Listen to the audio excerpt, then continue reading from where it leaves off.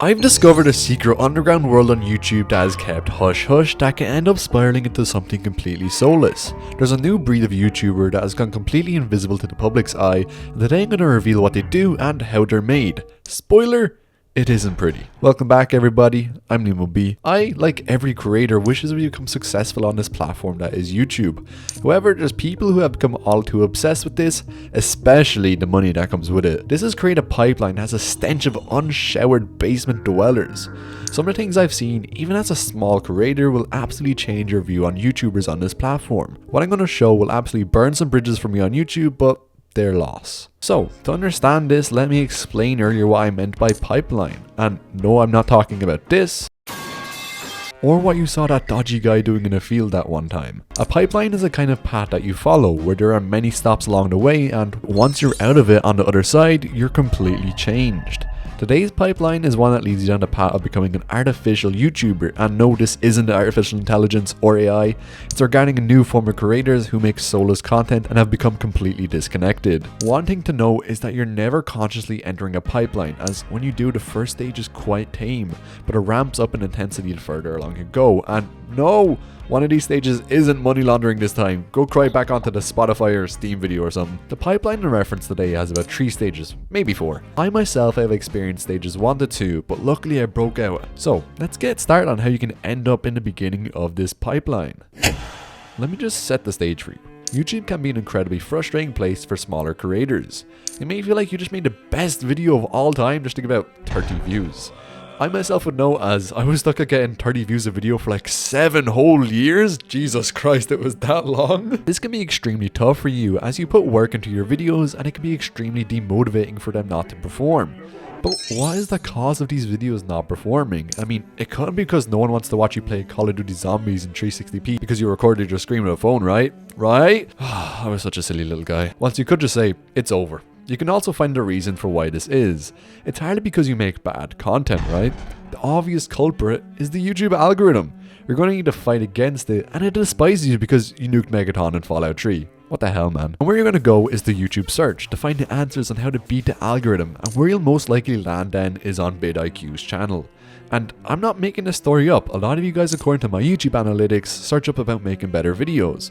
Or, instead of searching this up, you could just go to YouTube Guru's course, but if you do that, honestly, you deserve what you get. But why am I mentioning vidIQ? Am I just madly in love with this bald man? I'm just going to say this quickly, before we get into it. Don't send hate or anything of that matter to anyone mentioned in this video. It's seriously not on, and you guys are good people. Don't do it. Back to vidIQ. You likely know of these guys. They're the main channel on YouTube to help YouTubers grow their own channel. Whilst I'm sure the guys who run it and whatnot are good people, their content can be quite harmful for your growth. But how? vidIQ is poised with the task of showing you how to battle the algorithm, giving you that extra boost versus other creators, but ultimately, they're honestly as useful as an art degree. I would know. I'm doing one, and the most useful thing I've made is this website, which has nothing to do with my course. I will admit, they're actually pretty useful for when YouTube has policy changes or updates, as they'll make a video on that, and I actually tune in for these. However, the main gist of their content is about how to get more views, subscribers, start a channel, help fight against the algorithm, everything a YouTuber could want, an absolute wet dream. But why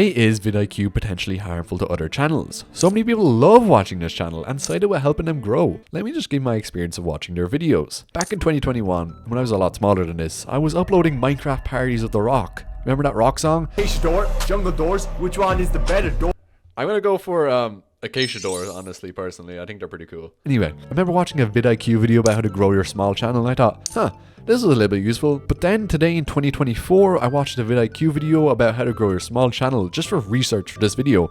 And they literally said everything the video 3 years prior also said. Say something new? Nah, I'm gonna repeat nothing burgers every week for all of eternity. All of this brings up the topic that they just repeat themselves every video. If you watch one video, you've seen them all. In reality, it's not the end of the world if they repeat what they say a few times. That's not my main concern with this channel at all. What my main issue is that getting too absorbed into their videos can get you obsessing over the littlest things that do not matter. I actually had this happen to me while making this very video myself. I watched one of their videos to see what they're like now and do research, and they said something about a script writing technique, and so I got obsessed with it. I actually made this very script worse, but when I read it back later, I reverted, so thankfully that's okay. But what they do is that they create an obsession in people with optimizing every nuance of their video, and especially towards unlocking monetization, aka just making money, which is something that's not easy at all, as even I don't have monetization. That's right, I'm broke, and you really shouldn't be thinking of that when you are starting your own new channel. Also, I have an issue with their main product that they offer. They have a Chrome extension tool that gives you ideas for videos to make, but instead of giving you new ideas, it'll literally just give you an idea for the exact video that someone has already made. That's completely useless. The AI tool is also super overpriced. Think of how much V-Bucks you could buy with this, man. It's seriously crazy. But hey, at least it can help you write banger titles such as Conquer the Heights, a guide to rock climbing in the Alps, essential equipment and safety tips.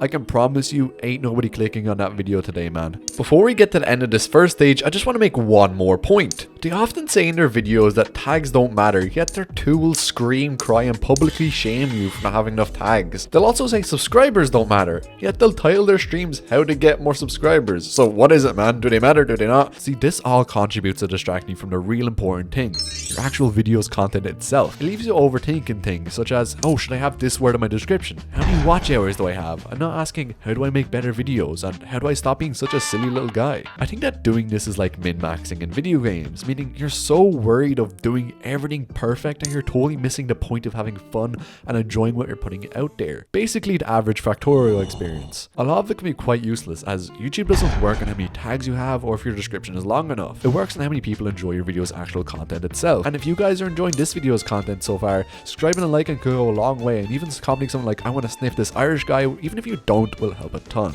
So that's it, we've done stage 1 of the pipeline. Here's your certificate to prove it. But now we're going to go further and further down this tunnel, and this is where it starts going from tame to a bit more dangerous. So put your seatbelt on, as you know, we might crash along the way. You wake up one day to a Discord notification and expect to be your usual sweet Pookie Bear kitten. However, it isn't. It's actually a notification from her other boyfriend, Joe, who just so happens to be a big channel on YouTube. He says, as a thank you for you donating him 6 months of Discord Nitro, he's gonna let you join an exclusive club. He sends you an invitation to a Discord server called Creator Legends. You initially think, is this his channel's community Discord? But after joining, you quickly realize a whole new world has been opened up to you. You as a small channel have just joined a Discord with tons of creators ranging from very large to small. They also have a big range of subscribers too, but quickly it all falls apart for you. Okay, let me preface this by saying, having a creator Discord within itself is not a bad thing. It can in a lot of cases be quite good if you end up in the right one, but trying to find a good one is like sitting through the 16 hours of Starfield to get to the good part. So, how could a Discord where people just help each other grow possibly be bad? Well, let me just show you.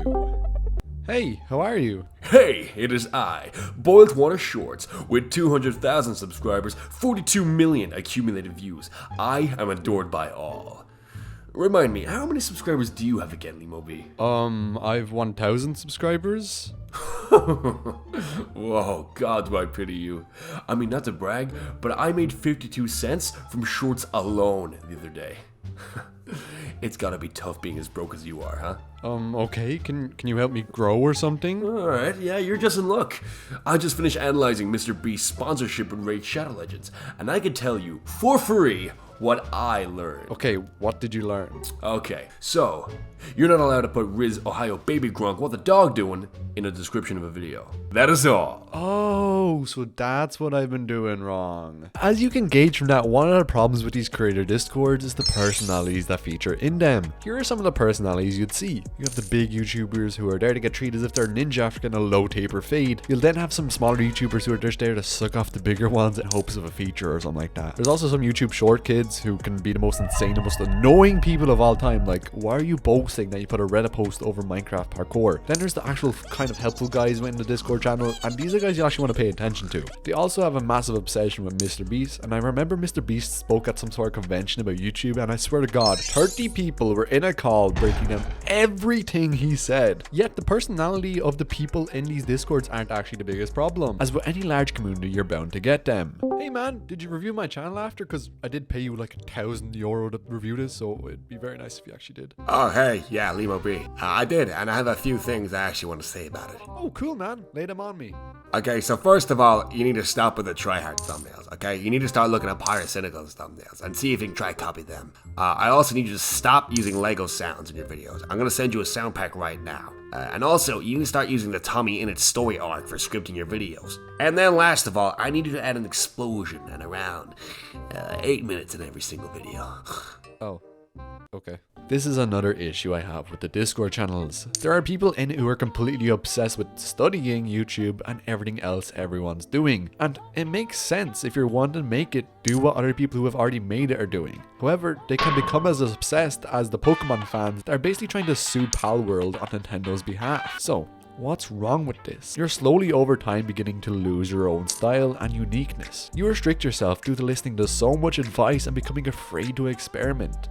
As you conform to what you think will perform the best on YouTube and is the best style of video, you lose creative input on your own videos. This is often referred to as the Mr. Beastification of YouTube. Now, there's nothing wrong with being inspired. Heck, I list who inspires me in the description. It's just that these people take it to a new level and practically just become a mini version of whatever channel they're trying to replicate. And this has led to some of these people becoming quite detached from what makes a YouTuber. For example, they'll have a Twitter for their YouTube channel, and you know, you expect a run-of-the-mill YouTuber Twitter where they'll show personality, but they just instead openly brag about how much views and how successful they are. Like, your viewers don't care, man. Go tweet a meme or something. And the reason why they openly brag about how much money they make and whatnot is so they can really just brag for other creators to see, as this is a little community they have online. About this stage is when I broke out of the pipeline. I just personally realized I wanted to do my own thing, and I spent over a year trying to change my mindset and make the videos I always wanted to make. Basically what I'm doing now. And thank God I did, as if I had kept continuing on to the next stage, I'd likely go clinically insane, but I'd also be rich enough to buy a PNG and a gun in Counter-Strike. So, what happens if you go deep in this mindset, but actually succeed? Hell, hell, hell, hell, evil, evil, evil, evil, evil. This is Moon and Jake Tran, and these channels have more evil in them than your mother when she doesn't buy you Prime and buys cat food instead. Wait, what? They're the biggest spreaders of doom and gloom I've ever seen on YouTube. After watching one of their videos, you'll come away with a worse outlook on life than someone who played Overwatch 2 for more than 5 minutes. Now, you might be rightfully thinking, Liam, what are you going on about talking about these guys? What does this have to do with the pipeline at all? Now, I want you to just trust me on this one, it'll make sense in a second, okay? When I say they make things look terrible and doom and gloomy, I really mean it. In one of Moon's videos on McDonald's, he goes over the fact that McDonald's gets richer when there's a recession, and apparently they want you to be poor.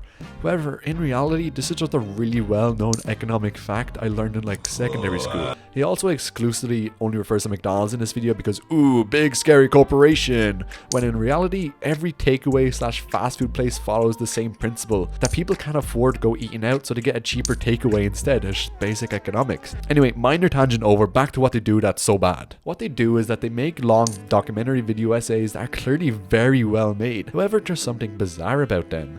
They do something practically impossible. They make them nearly every single day. How have they done this? I mean, I want to know too. This stuff takes me a long time to make. So let me just put you into the shoes of someone in this pipeline again. So it's time. You decide to finally take YouTube seriously. Through tons of conversations with friends and whatnot, you realize you need to change your strategy for YouTube because it's not working. Because apparently making bin weevil videos is no longer the most profitable route to go down anymore. And so what you do is you pick a new niche for your channel. A niche is like a smaller area of focus that you're going to dedicate your channel on. This niche just so happens to making a series called Sort of on YouTube. Wait a minute. Okay, so you've actually chosen a niche, hopefully. For this imaginary world, let's pretend the Peter Griffin quiz game I made on Roblox is insanely popular. In a perfect world, we wouldn't have to pretend this. You upload videos and you do well because the Peter Griffin quiz fandom loves your theory. And this is all a result of everything you've learned thus far and your vast knowledge on YouTube. So where's the bad part in this?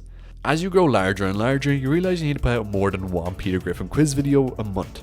However, your videos take so much research and editing that you physically can't make them any quicker. So there's one natural resolve, and that's to hire a team. Don't get me wrong, there's nothing wrong with hiring people to help you edit or scriptwrite or anything like that. Everyone could do with a little help. But these guys don't just hire people to help. They practically just hire people to completely run the channel for them. The original owner of the channel now does practically no work, bar like recording voice lines if they even bother to do that. These types of channels are what we call content farms. One of the most popular content farms that you likely watch is SunnyV2, which is quite a shame, as I remember myself loving his videos when he started out, and he was one of my main inspirations for making this type of content. But one look at his recent push out of releases and you can tell that he's just making videos on absolutely anything he can these days. And this is coming to the end of stage 3 of this pipeline. You've now become so obsessed about making money and getting everything optimized just perfectly right through stage 1, and now on stage 2 you got even further knowledge and you've got even more developed in just making as much money and getting as much views as possible and just seeing people as numbers. And now you've become so detached from even your own content that you don't make any content anymore. It is all done by someone else and you're just practically either the face of the channel or just doing nothing at all and just collecting a load of money. However, the madness gets worse than this, and that's what I'm going to cover now in this very next stage. What is the natural progression from having practically an automated channel that just prints money? Like, generally you've completed YouTube, what is there left to do? Well, one of the things to do is to make a crap ton of different channels in a whole load of new areas and make even more money. Make a channel focused on Minecraft? Yeah, why not? Make another one on cat memes? Sure, knock yourself out. Make a Snapchat creator account? Okay, now you're just being silly. Nah, I'm kidding, go ahead. These creators, I don't even know if I can call them that anymore. Anyway, they launch multiple channels, but how do they keep up with them all? Well, all they do is hire people to do these channels for them, and then they just take the profit. Holy crap, we got capitalism in YouTube before GTA 6, what the hell? The worst thing is that these channels also just make a whole load of slop. Slop is a new general term used for content that is basically like describing something as mundane or uninspiring, like canned dog food. However, when these guys make slop, I really mean it. One of the avenues that these guys often go down is the Minecraft niche, and you may not have heard of this, it's a pretty small game. Anyway, one of the most popular types of content on these channels is best Minecraft moments of insert current year.